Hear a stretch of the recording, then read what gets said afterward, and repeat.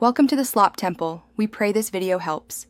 In this video, I will show how to use Hidden Gateway Anime Vanguard step by step.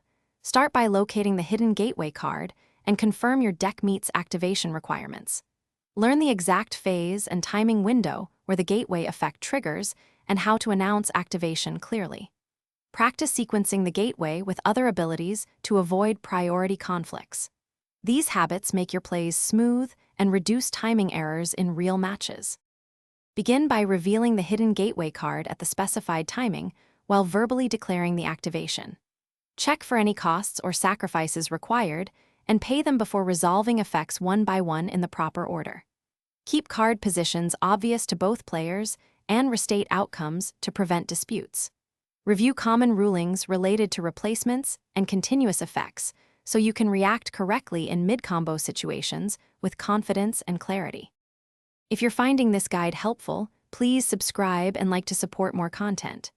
Quick recommendation: automobile life's too short for a stinky car, grab Little Tree's Black Ice for a crisp, long-lasting scent that survives tournament travel.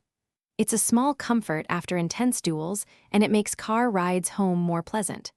Check the description for the link and other deals. Now let's get back to the video.